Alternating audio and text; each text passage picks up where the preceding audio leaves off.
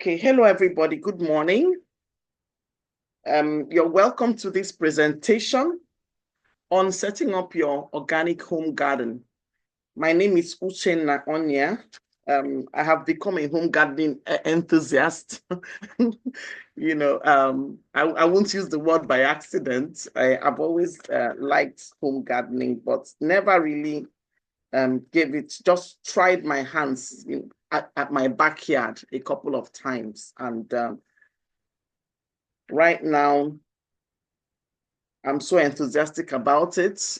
We opened a group called Grow Organic Africa from a course I did with INT, and that's how my interest grew further on home gardening. So you're welcome.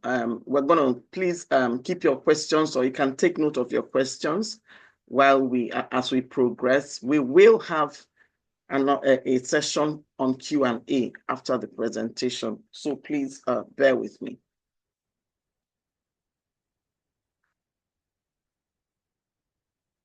The slide is supposed to be moving.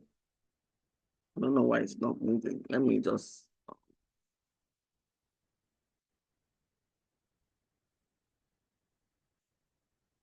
Okay. I don't know why the slide is not moving. I might have to share my full screen. I'm just sharing.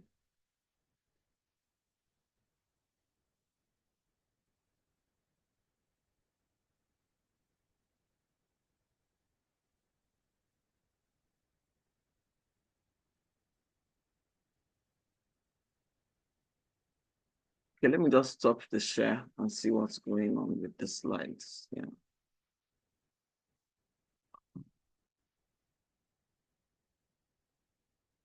Okay.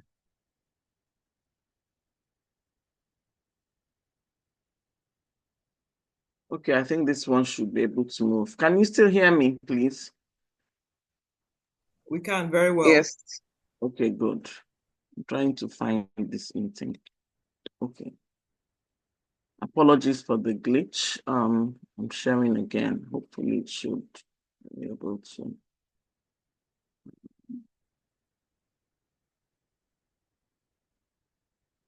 Okay, now let me do my entire screen. Perhaps it will make it quicker.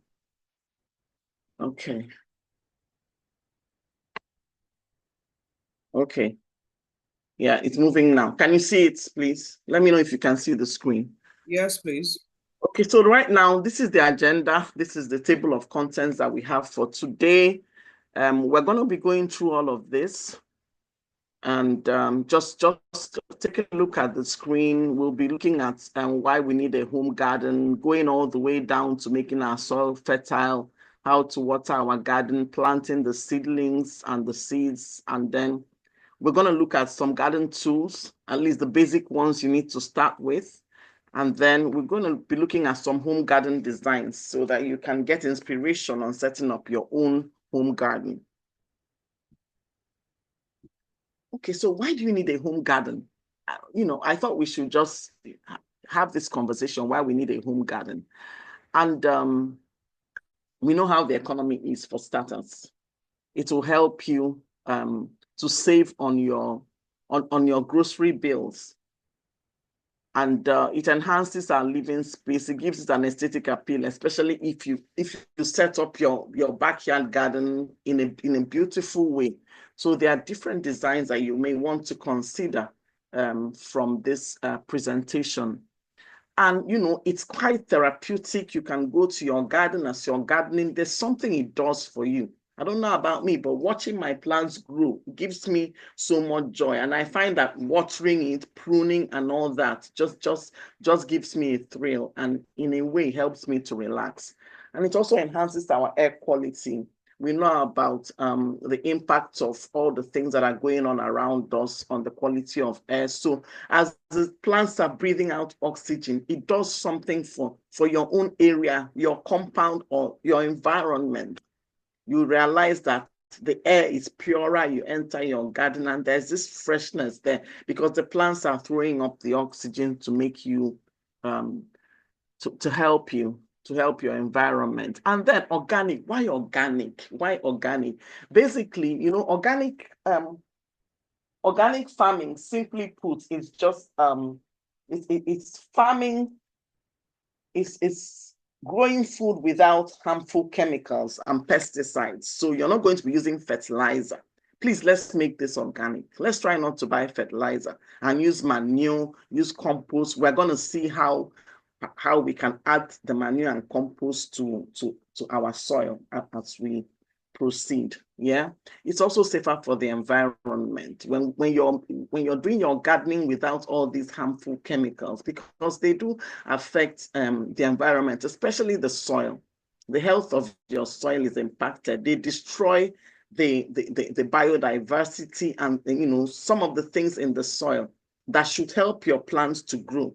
So when you continue to use fertilizer and all those things, after some time you realize that your plants are no longer doing well. After some period of maybe a couple of years, you realize that area, that soil is not really producing much. And those fertilizers affect our vegetables. That's why it's important when you buy vegetables, please soak it a bit, or even your fruits, especially your fruits that you're not going to cook, or any vegetable you're not going to cook.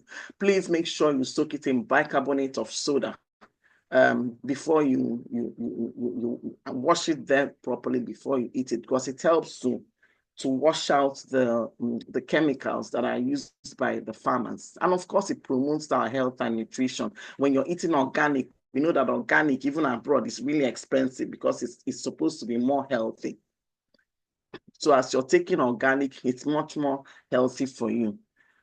That's the inspiration we have to please make our garden, our home garden organic. Fertilizers are quick and all that, and it's easy for you to buy a herbicide or a pesticide to get rid of the pest. But we're going to also be looking at natural ways of getting rid of pests. Yeah.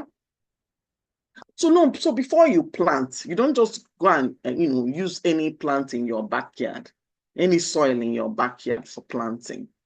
There is soil type is really very important. That's the most important thing about planting, doing our home garden. You need to be sure that you're using the right soil. Yeah. Consider the soil type. We know that there is sandy soil, there is clay soil, there is loamy soil. Clay soil is a no-no. It's a no-no because it's going to retain so much water and your plants will not even be able to absorb the nutrients in the soil. So it's a big no-no for our home gardening. Now, sandy soil is too porous and it lacks the necessary nutrients. But the thing about loamy soil is that it's healthy, it is good, it has enough spaces and all that for your plant to absorb the nutrients in the soil. So we advocate that people use loamy soil. Some people call it topsoil for growing their plants. And we're going to look at how to prepare the soil in the next slide. However, I would like us to note now that in preparing your soil for planting, after you fertilize the soil with your compost or manure, you need to leave it for 2 weeks before you start planting. It's important to leave it for 2 weeks before you start planting. There are things that will act on that soil to make it richer and increase the nutrient content. Even some people add earthworm. There's something they call worm slurry. You add it so that it can generate the activities of earthworms. There's something they do. They are really important for our gardens because they help to aerate the soil. And even what they pass out it's also very, very nutritious for our plants. So like I had to buy worm slurry in preparation for this thing that I'm doing. Okay, so how do you make your soil fertile? We're talking about soil fertility. Soil fertility is basically the nutrient level of the soil, and it determines the ability of the soil to support plant growth. Yeah, and in making the importance of soil fertility is ease of disease control. It makes it easy for you to. It makes it easy to control diseases, because when a soil is fertile, really you won't really have a lot of issues with controlling disease.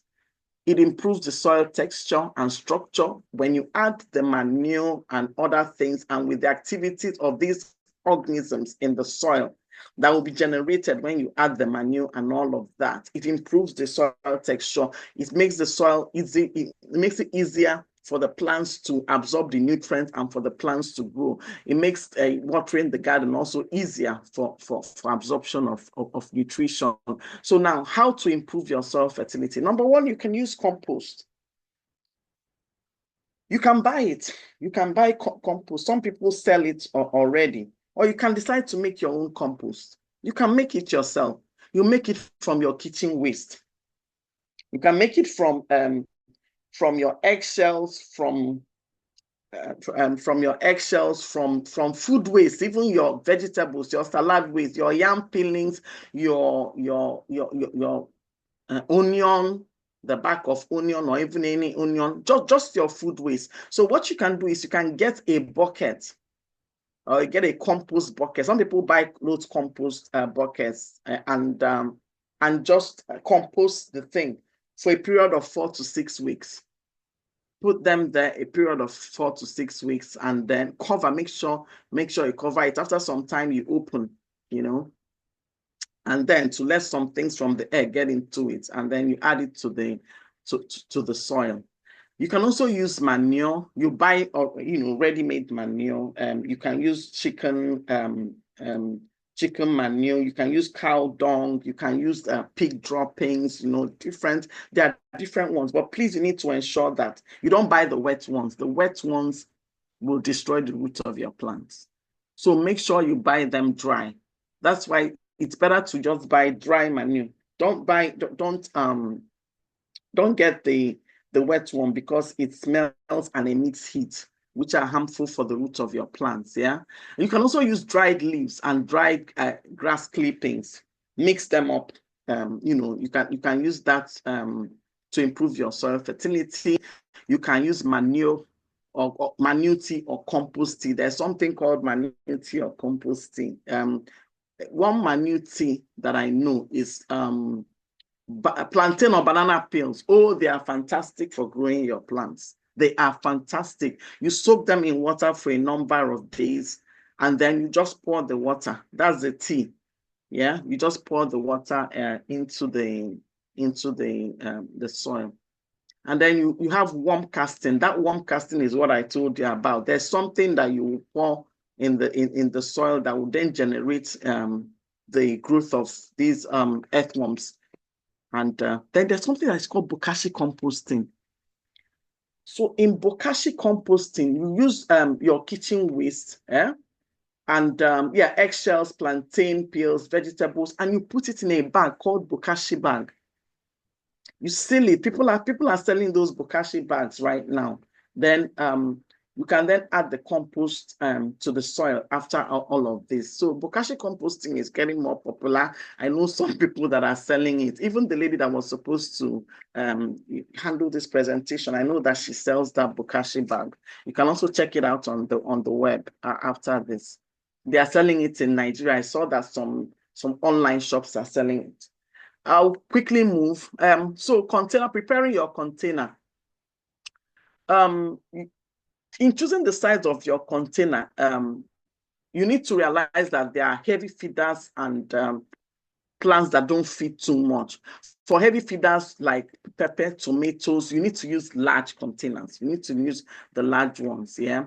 And if you're going to use a container and not your bed, maybe a flower bed or an area in your backyard that you've created to plant your vegetables and all that, please, you need to make sure you mix your soil properly. Why is that? Because after some time, if you use only loamy soil in your potted plant, in your container, after some time, it hardens. I don't know if you notice it with your flowers. I notice it with my flowers. It hardens after some time, and then it makes it difficult for the plant to get the nutrients it needs, leading to stunted growth or yellowing of the leaves and all of that. So you want to make sure you mix it in this proportion. 30% topsoil, you buy that. Sharps and 30 manure. Cured manure is a dry one, 30%, and and then for the 10%, you want to use compost or warm casting again. Just add it into that soil, mix it up, leave it for about 2 weeks before you start planting. But then the important thing is that you need to feed the plants in the containers regularly. Please, after mixing all this, you need to make sure you water the soil. Feed the plants regularly. When you're using potted plants, you need to add more manure to it on a more regular basis. You can do it bi-weekly or monthly. Yeah, you can also feed with liquid fertilizer, mixed with water. They sell those liquid fertilizers, and they are natural. They are all organic, or your well-cured manure. Yeah. We're going quickly to home gardening containers. These are the kind of containers you want to use: flower pots, buckets, plastic buckets. There's something they call fabric grow bags. You can see that's the second one on top. Fabric grow bags. They are sold in some shops. You can get them in Nigeria as well. And I know someone that sells. And then you have and then you have the normal plastic bags that we use. Yeah. And you can see this is very creative. The tire. You can also use tires, cut them out, and then you can use wood crates as well. So planting the seeds and seedlings, you need to choose the kind of plants that you like eating. That's just the rule about it. What do you like eating? What kind of vegetables? Yeah. For seeds, it's better to get seeds. For the plants that are better to cultivate from the seed stage are things like beetroot, cabbage, lettuce. The seeds are available. You can get them. For seedlings, because it takes time to grow some of these, and some people don't even have that patience. You can buy seedlings. There are people selling seedlings of things like basil, curry, parsley, scent leaves, and all of that. Because nursing the seed to grow is really very important. For some people, they will not have the patience to grow herbs. So I have bought herbs like that, dill, and all of that from people that sell. So once you go, just transplant it, put it in your farm, and it starts growing. Nursing the seed, you need to plant the seedlings in what we call a seedling tray or plastic disposable cups. Those disposable cups we use for parties. You plant them in those cups as well. So when you're using a seed tray, you plant only one seed per hole. I'm going to show you what a seed tray looks like. And then don't put the seeds very deep. That's why some plants die. Some seeds die before they grow, because they were planted too deeply in the soil. Just the rule of thumb, basically, the hole you're making should be twice as big as the seed you're holding. Something like green, you just sprinkle it on top of your soil, and then you just cover it up, mix it like that, and it starts growing. Some you just put it there. Some it's just a little, just with your tip of your finger, make a little hole and put it there. And ensure that the soil is watered regularly and always moist for the first 2 weeks. Don't allow that soil to dry when you're trying to, before they germinate. Please, it's very important. Make sure that the soil remains moist. So these are the seeds and seedlings. You can see the seed tray, the second one on the right, on the left. That's the seed tray, just one seed. On the right of that seed tray, you can see the plants that are growing on it, and you can see it's only one. Look at the cup as well. Our disposable cups, the white ones. On the top left, you can see the seeds already growing. So that's your little nursery where you're trying to nurture the seeds before you transplant them. So watering your plants after transplanting, you need to understand that plants have different watering needs. So for the plants you have in your garden, please try and understand the watering need. You might Google that, yeah? Vegetables usually need more water than herbs, so you need to understand that. So to ensure that your soil retains the water and it doesn't dry out quickly, you can either mulch or pack the plants to protect the soil, yeah? And for mulching is the process of covering the outer layer of the soil to protect the soil from harsh weather conditions. In mulching, you want to cover. You can see some people that they use mosquito nets to cover the plants. That's mulching. And what it does, it protects that soil, and sunlight doesn't really get too close to the to the soil, because that thing is already providing a protective shield for that farm. Then you can pack the plants together to protect the soil. Now, there are two ways you can do the packing. You can do companion planting. And in companion planting, what you're trying to do is you're trying to plant crops that are kind of beneficial to each other together. I don't know how to explain it now. There are crops that are beneficial to each other. I know that there are crops times that you can plant marigold and all of that. They give and take something from one another. We can go into that later, but time will not permit me. And then you have interplanting again. Something, if you interplant, I heard that a plant like this mint is really good to use for interplanting, for pest control. Mint is really good. When you interplant it with what you have, it prevents pests from coming there. Even this marigold is also very good for pest control. So these are natural pest control methods as well. You don't need to go and start using pesticides and all that. Okay. So in terms of pest control, and disease control, we want the natural measures. We don't want to spray pesticides on our plants. We don't want to do that. Again, because we're looking at organic. Once you start using pesticides, or herbicides to kill your weeds and stuff, then it's no longer organic farming. And we are advocating organic farming strongly. Yeah. What is neem oil? This is our dogoyaro.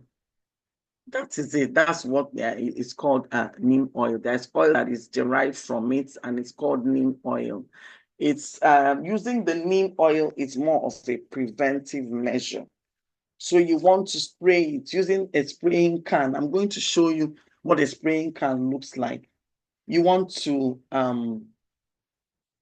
ensure that you use that neem oil to protect it, and you have to do it on a regular basis. You can use it weekly or once in 2 weeks. And the best time to spray neem oil is in the evening.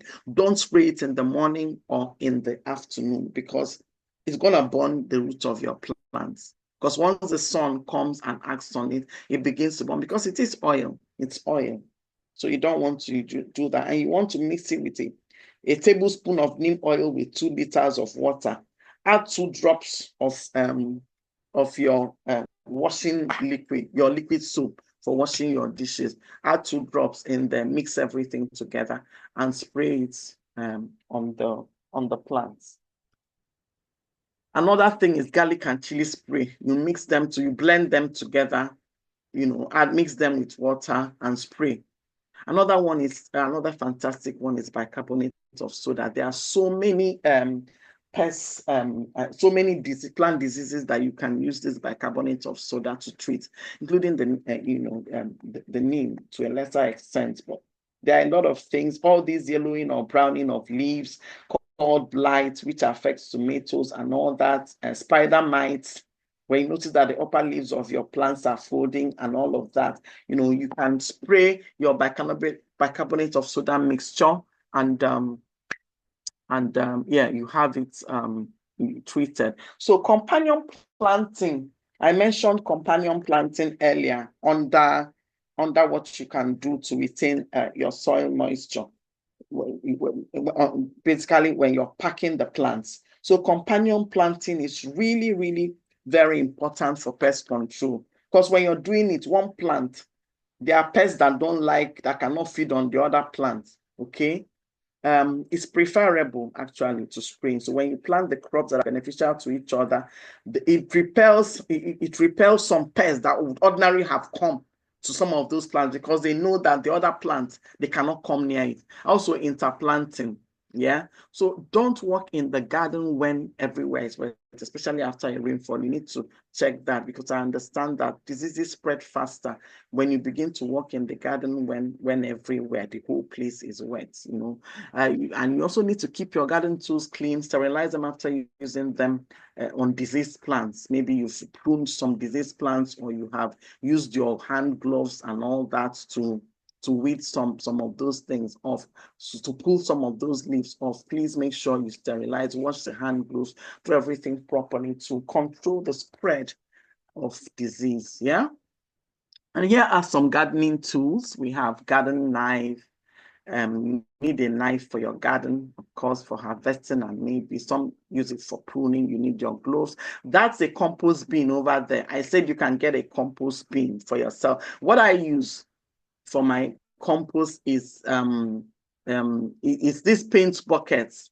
These big paint buckets. Once you close them, you close them really well, and it doesn't smell at all. Nobody will know that you're preparing compost at the back of nobody. It will not smell at all if you use something with a tight lid. That is your hole. The watering can and garden hose, they are really very important for your garden. That's the sprayer. You can use it to spray all these pesticides, our natural pesticides, basically. And that's your pruner. You want to prune some things. It's much more easy. It's much easier to do that. Some of them have longer handles for you to reach higher plants like trees and stuff. And then, of course, your shovel is really important, but it's not as important as your hoe if you have a small garden. If you're doing container gardening, your hoe is really, really very, very important for mixing your soil and all of that. So these are basically, there are more gardening tools than this, but these are just the basic ones that you need. And here we have some home garden designs. You can design your home garden to meet your taste, so as much as your space allows. You see the importance of container gardening. You can actually do a lot in containers if you have a little space in your backyard, and you can enjoy the beauty. By the time you buy nice flower pots and plants and arrange them to your taste, it comes out beautifully. Here we have some plastic. Okay, this one on the left is a PVC one. PVC pipe. That's what these guys use here to plant these PVC pipe. And you have this one here. It's this thing is different from hydroponics. Hydroponic gardening is when you're doing the soilless gardening. And then you have this on the wall as well. This is right on the wall of the house. Right on the wall. You can use it. If you don't have space, you might want to use your backyard kitchen wall, and you have your nice vegetable garden.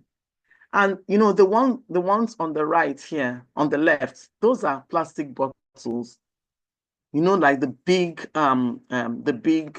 water, packed water plastic bottles. You can use them to grow some vegetables. Look at carrots growing there.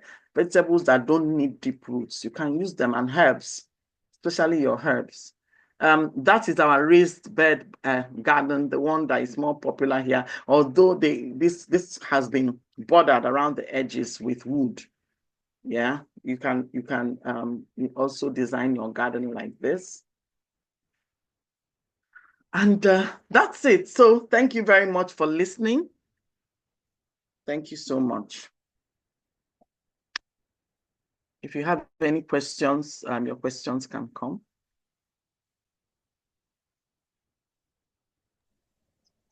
Thank you, Ma.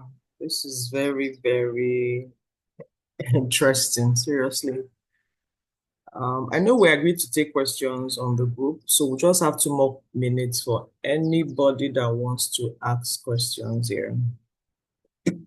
Well, I have a question. I like the home gardening designs. Okay, so are there people that structure those things, or I will have to make them by myself?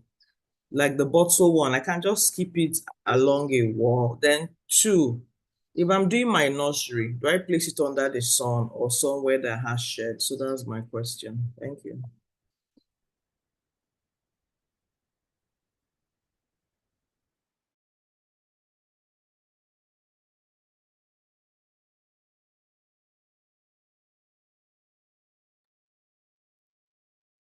Hello, Uche, are you still here?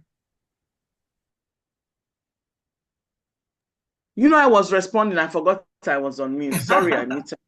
Okay. So I said you need to put for your nursery, you need somewhere that has 4 to 6 hours of sunlight.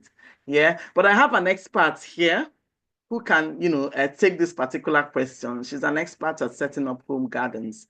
Her name is Ijeoma Ndulue. She's also on the team for Pastor Pastor David Whaley's agri, the agri group that he moves around with. She's on that team as well. She's also